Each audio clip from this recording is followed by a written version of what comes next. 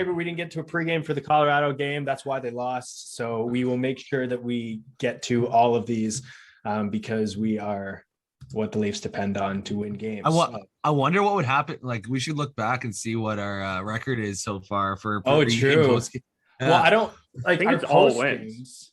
Our post games, have we done a post game where we've been like really upset or like lost? Other than I don't know. We don't really lose games, so yeah, true. And especially since we started doing them in November. Yeah. So I think any Leaf fans can say that it's most definitely us that's keeping the team together. So some news just to touch on: Marner and Engvall won't be in the lineup for tomorrow's game against Vegas. Tomorrow could be tonight's game, depending on when this gets posted. We're doing this the night of Monday. So, Mark, do you want to take it up with the lines that we're looking at? Well, right now it's projected to be Bunting, Matthews, Kasha. So Kasha returns. That's dangerous. Kerfoot, Tavares, and Nylander. So that looks the same. And then Mikheyev, Comp, and Simmons moves up to the third. Oh my God, keep going. I'm almost there. And then we got Clifford, Spezza, and Richie. All right, it went down. But that is I swear this never happens. It always happens. Now, I think that we are like pretty comparable to the Vegas Golden Knights in terms of like they're missing Jack Eichel and Pacioretty right now, and their lineup is still insane. So like looking. Sorry, I was just gonna make a bad joke instead of comparable. That's what this is about. Comparable. Like David. Oh no! All right. Oh, no. All right, Dad. Okay, so that means I got him. Cini is off. He looked good from what I saw last game. I was at work, but I was watching it behind me. And for a story, I'm sure some people can relate to this. There was 2 minutes left, and we had just gotten the penalty. And a guy, I work on a bar, and a guy came up and he's like, "Hey, can you switch it to the football game?" And I was heartbroken, so I couldn't see, and you can't check your phone or anything like that. So it was tough. But I did catch glimpses of the game, and I thought we looked good. And I noticed, like, even when the Avalanche, you guys can disagree with me here, but like when the Avalanche had the puck, even though they outshot us, a lot of them were from the outside. They weren't like prime scoring chances. And I'm okay with that because in the past we'd let up few shots and a lot of prime scoring chances. And now it's like all shots from the outside, which I don't mind. But in the end, you can't let Campbell get absolutely barraged like that. Well, if you listen to the post game, he had like a fucking 905 with 51 shots against him. You know what I mean? Like if you have 51 shots against you and you have above 900 save percentage, you probably played pretty well and your defense probably fucked you over. Yeah. And that's the other thing is like, we all have to remember, like, I had COVID, didn't had COVID. I think I had symptoms a little bit worse than you, but like a lot of these guys, John Tavares was one who had like pretty bad symptoms. A lot of these guys are coming off this. I'm still coughing. Like I have like a respiratory infection afterwards, and it's been like 2 weeks, just over 2 weeks. So like a lot of these guys are still recovering from stuff like this. So that's why I'm leaning a little bit, because the last two games, it wasn't just that game. The game we played prior to that. Damn, who was it against? Edmonton? Yeah, we looked pretty shitty there too. Yeah, we looked good against Ottawa and then really shitty against Edmonton. So I think what going off what you were saying too, Isaac, like I don't notice if COVID has affected me that much, but I don't do anything where I test it, right? Like, you know what I mean? Like I walk up an extra step on like a flight of stairs that has 8 stairs instead of 7. I'm like, I'm a little more out of breath. Is that COVID, or have I just not gone for a walk in fucking 4 months? You know what I mean? So like if these guys are playing at 5% worse, that's marginal. Well, against a team like the Avs too. Yeah, right. They're like not stopping. Keith said it, right? Like they were all gassed by the third period. Not to mention something to consider too is they're playing at elevation. Yeah. Right. In Denver, the highest elevated rink in North America, and they all have respiratory issues. You know, what's the problem? It's weird. It's weird that our first period was very good, and then all of a sudden it just kind of dropped off a little bit. Weird how these elite athletes got tired by the third period when they usually never do. Yeah. Right. Also the other thing too is respiratory infections, but like well, how do you feel after taking a week off the gym and going back? Yeah. You feel like it's been fucking 6 months, right? Yeah. Like, so even these guys not playing for 10 days, right? Or like 2 games in 2.5 weeks or whatever it was, they're probably just not conditioned as much, right? Like, Yep. Keith said it, and I've never heard Keith say that like the boys were just tired. He never says that, right? So, and Keith loves fucking yelling at the boys, so he'll take every gun, right? We won like 9-1. He's just like, well, you know, there was we're not going to look back at that one with confidence. It's like, what the fuck? But like, if he's actually like backing up the boys after like play like that, I think there was, you know, actually different extrinsic factors, that were an issue. Yeah, and I'm not worried about the team at all. I thought we still looked halfway decent. It was a close game. Time of possession was important too, because we actually evened the Avalanche in time of possession, even though we got outshot. So it's one of those things where, like, we were playing up to them without two, essentially, because I consider Cash a top 6 guy, without 2 of our top 6 players in the lineup, and then everyone coming off COVID, 3rd game back. High elevation. I don't want to sound like the guy that's making a ton of excuses. We need to be better, but in the end, wait. We get to make excuses because I think we're the last people to give the Leafs excuses. Yeah. Right. Like, I've never given anyone an excuse ever on this team ever. Yeah. Another good test is it's going to be the exact same defensive pairings. Nice. As last game. No, not nice. Fucking Lily's still out after that fucking atrocious monster they just put up in D. Yeah, Hall's still there with Muzzin. It could be one of those things too, like behind the scenes, they're not going to necessarily say Liljegren has like a respiratory infection or something like that, you know? Yeah. Like, you never know. Or maybe what their plan was to just put him in one of these 2 games and they might as well give him the extra day. Yeah. And too, like, if I'm going to pick one, I probably want Liljegren to face the Yotes instead of the Knights. Yeah. Right? Yeah. And that's what they're going to do with Mrazek. Yeah. I mean, we can look back at this and see if Lily actually plays in Wednesday's game, and then we can go back and say if I was just a fucking idiot or not. But yeah, I mean, the one thing I did want to point out after listening to your guys' post game was that I agree. Last 2 games, especially Muzzin, has looked slow. Like his decision making, probably around the same. You know, I don't think that drops off unless you have dementia. But like, he just does look slow out there. And we were talking afterwards in the group chat. And you know what we should do for a future podcast? We should like pick out, like, each of us go out and like look up 3 defensemen that we could see like potentially being trade bait and talk about potential moves and stuff like that. That could be a fun thing that we do, but someone that can fit in with Muzzin, because as you were saying, Dan, like Hall being with him, the guy makes too many poor pinches. He's not tough enough on the body. Well, some games he is, that's the tough part, but like not consistently enough that when you have a guy who's a bit slowing down and you want to protect for the playoffs, you don't want this guy to have to like give everything he has like every year and get hurt in the playoffs. And then we're down a defenseman. So if there's a possible way that we can shelter him a little bit more by maybe putting him with someone or evening out the defense pairs, that would be something, but we'll get to that in the podcast. Like, with you I'd love to be able to give Muzzin nights off, but like, look at the defense. If you pull Muzzin out, even if he hasn't been playing great, right? So you're gonna do Sandin, Hall, Dermott, Liljegren. Yeah, well, you probably do Dermott, Hall because they played together a bunch in the Marlies. Either way, that looks a lot more shallow. Yes, right. I feel terrified. Right. Yeah. Well, do we consider Sandin a top 4 at this point in his career?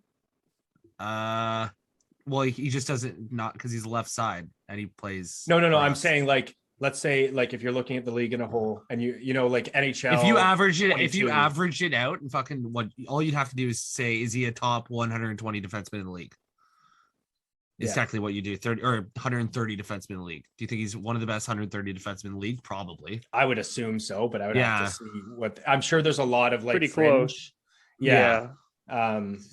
But I mean, that's definitely another thing that we talked about. Yeah, that we talked about before the season was like, you got to give these guys a chance to grow. And you know, it's actually cool because we're really in a dog race to see. We actually don't know. Usually at this time of the season, it's pretty clear who like the top 3 are going to be in the division. Right now, it's totally wide open. So there's still stuff to play for, which I guess we're not too used to, Well, especially last I don't year. I don't know if I mentioned on one of the older podcasts, but I think I was telling Schmitty, or maybe I messaged you guys in the group. I don't know if it still is this. This was like a few days ago. The top 7 teams are from the East. The next 11 are from the West. Yeah. That's fucking insane. That's insane. All right. We predicted that, kind of, saying that there's a lot of mediocre teams in the West. But and the thing is, because there's so much parity in the league, if a mediocre team is facing a mediocre team, it's fucking 50-50, right? Yeah. So that's how you're gonna have the West be 8-18 on rankings. Yeah, they just face each other and they win one and then they lose the other and then they win one. See, I actually think Nashville has crept up into the top 5 now, which I would have not. We'd have to go back and look at our preseason rankings. I don't think any of us had. But Nashville. Wait, if I told you Duchesne's going to play like Duchesne again and Ryan Johansson's going to play like Ryan Johansson again and Saros is going to play Vezina candidate, yeah, but then you, yeah, but sure. But that's like saying Simmons is going to go back to 2012, 2013. No, but I would actually think like I would, if you told me that, I'd be like, okay, yeah, Duchesne could play like Duchesne again. I don't think anyone's going to argue that he couldn't, right? Same with Johansson. They're both like 28 that years he old. couldn't. It's just like, when was the last time that Duchesne played like Duchesne? Colorado? Well, not when he didn't play on. Well, yeah, not really for Toronto. Nonetheless, if Taylor Hall played like MVP Taylor Hall right now, would you be surprised? No. So it's like that's kind of like that. Yeah. Right. Fair enough.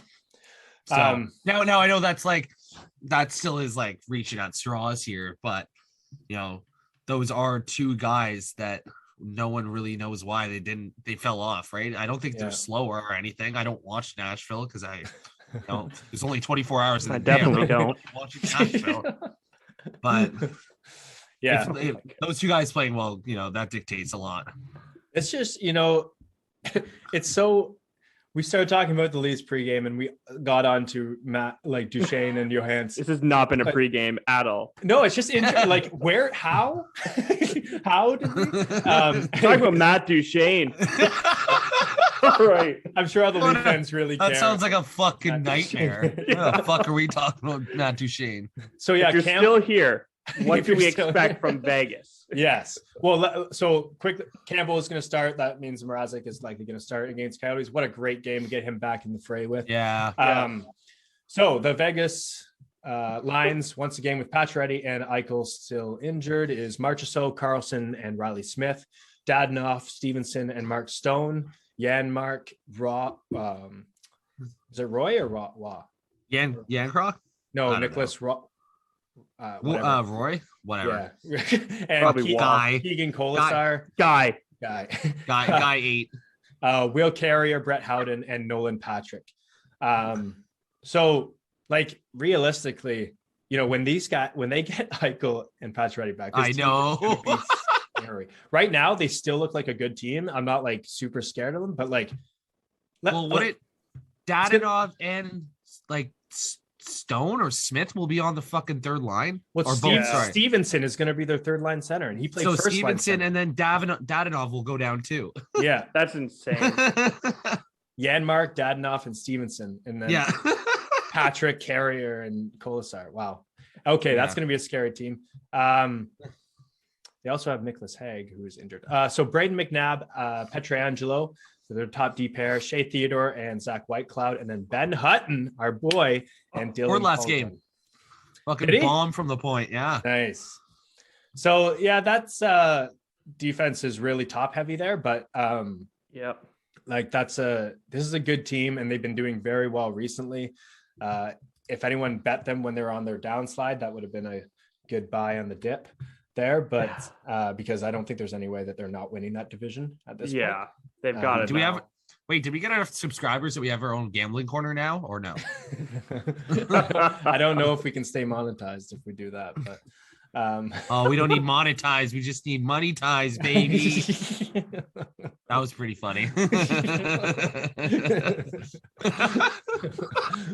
All right, and that means that the goalies is Robin Lehner, who we said 8 times on the previous podcast that we would talk about. We never did. And then Logan Thompson, because Laurent Brossoit is injured. So I'm sure Robin Leonard will start. If I remember correctly, Yeah. he doesn't usually have the best games against the Leafs. I remember him slamming a stick a few times against us. So that's good news because I think that's the norm for him. yeah, fair. Yeah. And no Fleury this year, who became the first goalie recently to win a game against all 32 teams. Wow. Yeah. And then there's always the people who are like, yeah, well, Seattle is the 32nd team. So yeah, like what are our predictions for this one? I think it's going to be tight. I'm going to go 3-2 Leafs. Nice. 3-1. And that third goal is empty netter. So like 2-1 basically. Okay. I'm going to go 4-1 with an empty netter for the Leafs. And I am going to once again say that Ilya Mikheyev scores. Again. Yeah. Gambling corner with Isaac. And I think that first line is that. So this is another thing you guys were talking about, because why as well just carry this pregame, usually 10 minutes on into 30 minutes, is without Marner on that first line, Matthews. Yeah. Oh, I learned how to shoot again. It's interesting because it's going to be good. Last year when the Habs shut down our first line, we really, because Tavares got injured, we had no other options, and fingers crossed everyone stays healthy in the playoffs. But like the fact that Matthews can play with Bunting and Kerfoot or Kasha or even probably Mikheyev and put up points, if that line isn't working in the playoffs after 1 or 2 games, you switch it. Question. Yeah. Are we looking at this wrong? We say we can't have 3 lines. What if we absolutely could? No, like 4 lines, sorry. What, like make that third line the fourth line? What if we got a center? Okay, so here's my thing. Is like what you could do. Yeah, absolutely. I would have to look into like who would be available. But I really like David Comp playing meaningful minutes, especially in the playoffs, because you can actually play them in a shutdown role. You can make them have meaningful minutes. Like, you know what I mean? It's not really 4 lines in the NHL anymore, right? It's just fucking random lines smashed together. You could you can move people up and down the lineup. I just mean, like, is this not a way that you could because I just don't want fucking Marner with Matthews. Okay, well, what if you did Bunting, Matthews, Kerfoot, Mikheyev, Tavares, Nylander, Kasha, Kampf, and Marner? I bet you that'd be fucking unreal. Yeah, I bet you but Marner would never do it. I know you would never do it. That's so annoying because Marner how is nasty great is that? defensively. How nasty? I know exactly. Killer shutdown how nasty would that be? Yeah, I bet Nylander would. He'd go down. Nylander would do it. Do whatever. Yeah, whatever. Yeah. His fucking Twitter bio is still pass me the puck winky face. Classic. But yeah, I definitely. He's been that for 8 years. I agree that you could do something like that, and it would be definitely interesting to know what like the relationship between Keefe and the big four are. Is that even? I just don't think that's a demotion, right? Let's say he plays like a minute less. They played Nylander fucking 14 minutes. Yeah, it's just like it is a different thing because it's like you're basically saying Matthews can do it without you, and it's almost like a compliment though to Matthews. No, to Marner as well. Is it fucking off-putting that you would say Austin Matthews can drive a play alone? Like, do you think that's surprise Marner? I'm just trying to look at it from Marner's perspective because we're not putting Nylander back on there. Hey, buddy, we're not. It's not like we're putting Nylander back on there. We're not saying he's better. No, right? I agree. The combo with Marner would be like, hey, I just think it's fucking. I just think it's fucking annoying. Like, isn't that the third? Yeah, I just find it fucking annoying that we have 45 games left and there's no way this happens for a fucking period. Yeah. Right. There's no chance, right? Unless it's after a penalty kill or something like that. Yeah. No, there's no chance we see that, right? But we can dream. And in the end, like having Marner back with Matthews, if they figure it out, they were going right before he got hurt. They were going, and if they can keep that somewhat consistent, we're not going to be like what a small thing. We've scored 11 goals in 2 games against the Colorado Avalanche. Like, what a small thing for us to be talking about. Yeah, it's like, we're all pissed. Should this top 5 playmaking player in the league? I think it's first line. I think it's third line. I just think it's more that I get mad that when I come up with these ideas, or any of us do, we just go, no, it won't happen. Why? Because it just won't happen. Yeah. At least it's not Babcock anymore. Because nothing. I could see them trying Nylander on the third line and then putting Marner on Tavares' wing, and then I definitely could. Yeah, right. Why is Nylander is objectively probably just as good as Marner? Yeah, close enough that it doesn't matter. Yeah, I have 2 like trade-ish rumors for you guys. I want to get your opinions on that are swirling around the interwebs. Sorry, I'm going to interrupt. Did you guys see Michael Tragos' tweet? Yeah, that's what I'm about to bring up. Okay, nice. It's one of them. I can't remember. I think I'll just start with that. Is that the Vander Kane? Yeah. Leaves potentially in contact with them on a 1-year make it or break it deal. Would you want that? No. I wouldn't want Traycos, when people are like, fuck no, we're not doing that. I bet, and he apparently he said the Leafs have a looked, and everyone's like, you're a fucking liar. And he's like, well, you guys, what about Josh Hosang? We're like, dude, Josh Hosang showed up late for practice. Vander Kane, don't want to just misspeak, but has allegations about leaving his wife with his a newborn baby, fake vax card. Everyone on his fucking team hates him. Some money. Dustin Byfuglien quit hockey because he hated Evander Kane so much. Yeah, I think it's similar, once again, Football Reference, to Antonio Brown, where you definitely know that he can contribute at a high level, but is he going to be the guy that takes his jersey off midway through a game when he doesn't get a puck passed to him by Matthews and does jumping jacks on his way out? I just don't want anyone like that. I like all the guys we have, and I don't know. I just think that the character much of a headache. Yeah, especially because a lot of the guys are still young and probably a little bit impressionable, and you don't want to you still have guys like Simmons who probably would put him in his fucking place if he did anything in the dressing room. That would be the one thing, but at the same time, sometimes people are just going to be dickheads. Yeah, that's just the truth, and I don't want a dickhead on the team. I want Tom Wilson on our team, but I don't want Evander Kane on our team. Yeah, I want dickheads on the ice. Yeah, that's a great point. So then the second one is a defensive player.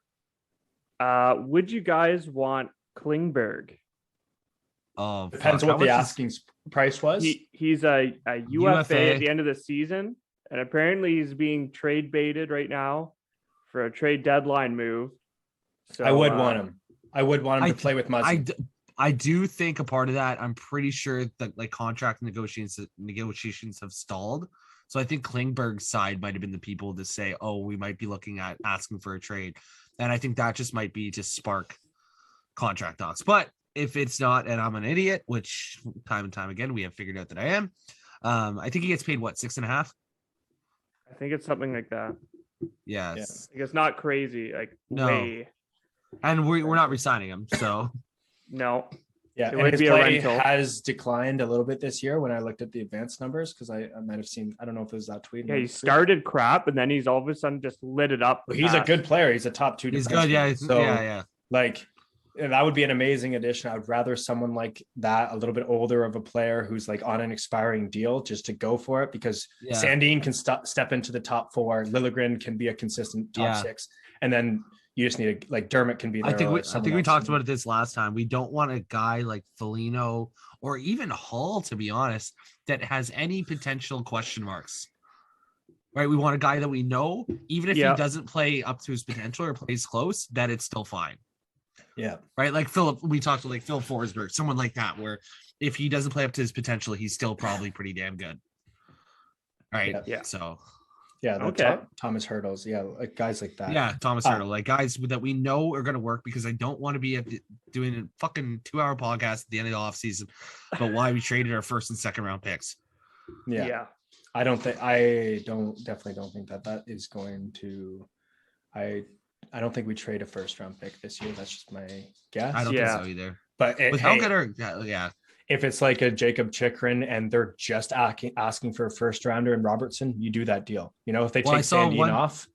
Oh yeah, so I saw that, the Sandine Robertson. First, the funny part is, if I'm Phoenix, that's what I ask for or more. And if I'm the Leafs, you just say no, right? Yeah. Are those, we have that luxury now? Is Chikrin probably going to be better than all three of those things individually? Probably. Are three of those guys combined going to be better than Chikrin? Yeah, obviously. Obviously. But we need these young guys to fill in spots with their $1 million contracts. So no, don't do that. Yeah. And I want to shout out Caleb Charamau. Oh yeah. For doing the homework that we asked for. And just so legend, buddy. If you did not see the comment, he did our homework. I don't know how he did it. Like, dude, if you're watching this, you did like it was like 30 minutes after the podcast posted. I'm like, it was so fast. Jeez, we should hire you. Just don't have any money to pay you, man. But so for anyone who didn't see it, Bozak, so basically we asked, who does Matthews have the most goals points with based on goals per game too? Sorry, Marner, of who he's played with. Yeah. Who has Marner and the players he played with? Yeah. Who has Marner scored the most with? Yeah. So Bozak was 79 games played with 19 goals. Kadri was 82 games, 22 goals. Tavares, so like a 21 goal pace, 22 goal pace. Yeah. Tavares was 101 games played with 30 goals. So that's about a 24 goal pace, 24. Yeah. And then Matthews, 121 games played with 38 goals, which is a 26. Yeah. So he dismantled our entire point of how. But no, he didn't. He didn't though, because Marner can I'm not obviously. Shouldn't he be getting better? Marner and Matthews are obviously the best together. Go by salary, dude. I could work out the per salary of how much salary attached to him and then goals per game. I don't think he should be scoring. He shouldn't be scoring.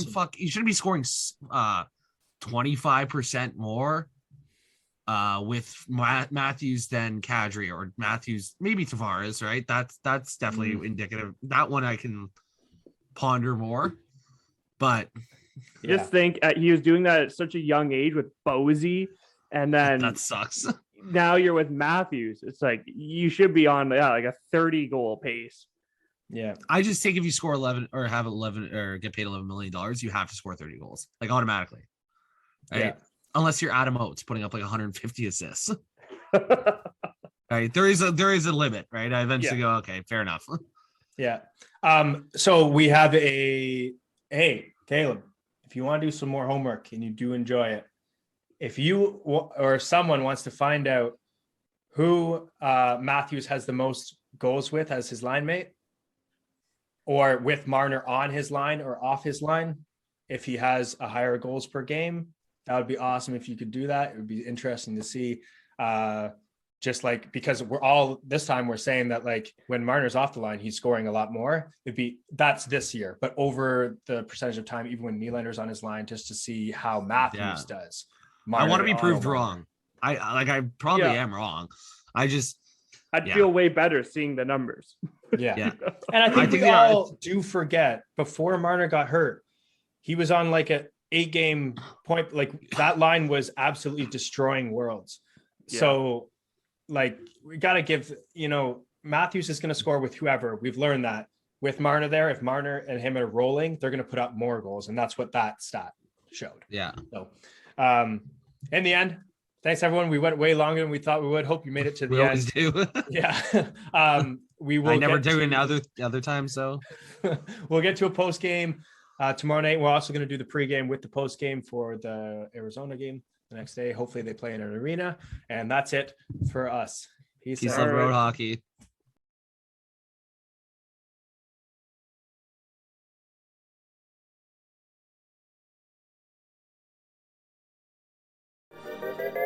Thank you. Bye.